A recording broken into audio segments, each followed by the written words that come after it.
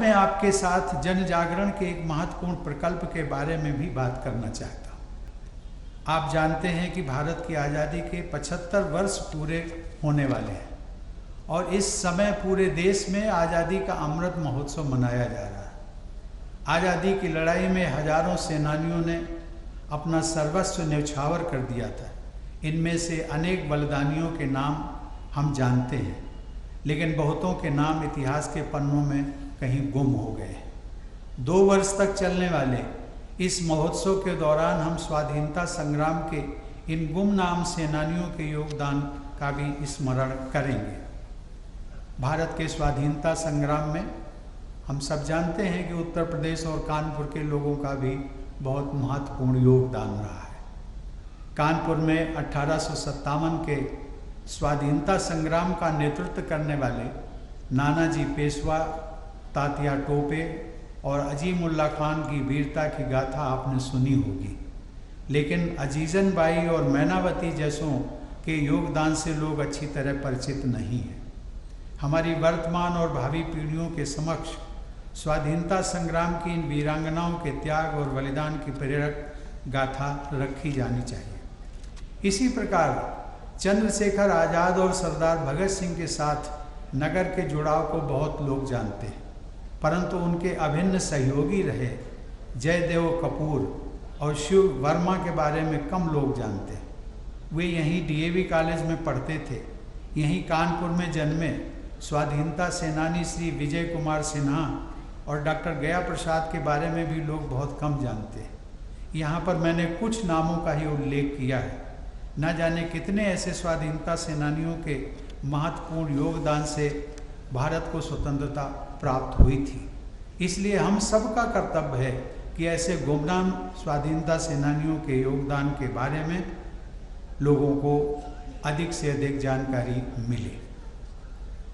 देवियों और सज्जनों, इसी माह की जब मैं ग्राम के विकास की बात करता हूँ, इसी माह की 17 नवंबर को मुझे हरियाणा का एक आदर्श ग्राम में जाने का अवसर मिला और उस आदर्श ग्राम की विशेषता, छोटा सा गांव, लगभग 5-6 हज़ार की आबादी वाला गांव। उस गांव में सभी पक्की सड़कें, विद्यालय, कन्या विद्यालय अलग से, बालकों का विद्यालय अलग से, उसमें ऑडिटोरियम, वहाँ पर उन्होंने एक नेचुरल झील को कन्वर्ट करके बहुत सुंदरतम झील का भी निर्माण किया और न जाने कितने अनगिनत काम उन्होंने किए। और ये काम किसने किए? उस गांव के निवासियों ने और उस गांव का एक परिवार जो पिछले 30-40 वर्षों से उस गांव को छोड़ करके कि गांव के लिए मैं कुछ कर सकूं, इस दृष्टि से वो गांव मुंबई चला गया और मुंबई में उन्होंने जो संपत्ति कमाई, उस संपत्ति से उन्होंने लगभग 50-60 करोड़ अपने गांव को पर खर्च कर दिया उसके विकास के लिए। और उनका ये कहना था कि हमारे गांव का जो ऋण है वो आज मैं अपने गांव का ऋण क्या चुकता नहीं कर पा रहा हूँ, इसलिए मैंने जो कुछ भी किया वो तो बहुत कम है।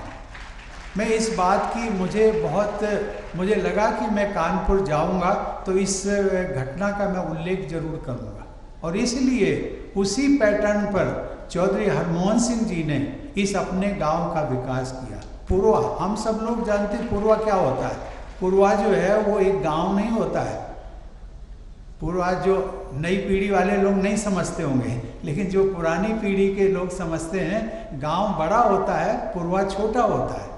पूर्वा एक जहाँ पर 4-5 परिवार, 4-5 घर होते हैं।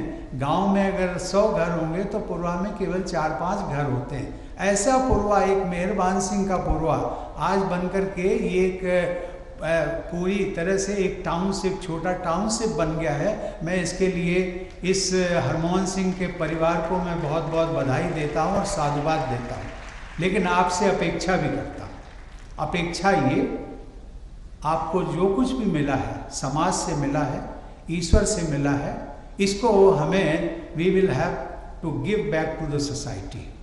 और आगे आने वाली पीढ़ी वो आपको कैसे याद रखेगी? इस शिक्षण संस्थाओं में उन्होंने जो शिक्षा हासिल की है तो शिक्षण संस्था का नाम जरूर याद रखेंगे, लेकिन इसके अतिरिक्त आपने क्या किया है उसको हर कोई याद रखेगा। मैं इस प्रकार की आपके परिवार से अपेक्षा भी करता हूँ। देवी और सज्जनों, आज भारत को और भारतीयों को पूरी दुनिया में आदर प्राप्त हो रहा है। इस महान देश का राष्ट्रपति होने के नाते मैं जहाँ कहीं भी जाता हूँ वहाँ मुझे लोगों का अपार स्नेह और सम्मान प्राप्त होता है, परंतु कानपुर की बात ही अलग है। आप लोगों का स्नेह और लगाव मेरे लिए बहुत मायने रखता है। यद्यपि पूरा देश मेरा परिवार है, लेकिन कानपुर को मैं कानपुर और कानपुर के आसपास के सभी जो क्षेत्र जिले हैं उनको मैं मानता हूँ कि ये मेरा निजी परिवार है। मेरी पढ़ाई लिखाई यहीं हुई और इसी धरती के आशीर्वाद से मैं देश का प्रथम नागरिक बना। कानपुर मेरा अपना है और मैं कानपुर का अपना हूँ। यहाँ की स्मृति मेरे हृदय से न कभी दूर हुई है और न कभी दूर होगी। देवी और सज्जनों, किसी भी राष्ट्र के उज्जवल भविष्य की नींव अतीत के अनुभव और पूर्वजों की विरासत से मजबूती प्राप्त करती है। एक सुदृढ़, यशस्वी, विकसित और समृद्ध भारत के निर्माण में हम सब की सक्रिय भागीदारी होनी चाहिए। हमें मिलजुल कर प्रयास करने चाहिए। हमारे देश का हर एक हाथ देश की उन्नति में एक साथ उठना चाहिए। विश्व के अग्रणी राष्ट्रों की पंक्ति में शामिल होने के लिए 130 करोड़ देशवासियों के कदम एक साथ आगे बढ़ने चाहिए।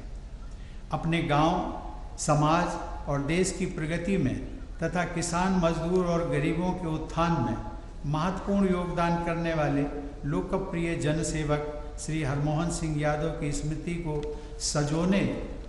संजोए रखने का सबसे अच्छा तरीका यही होगा कि हम सब भी राष्ट्र निर्माण के लिए अपने देशवासियों के साथ कदम से कदम मिलाकर आगे बढ़ें। मेरी शुभकामनाएं आप सबके साथ हैं। धन्यवाद। जय हिंद।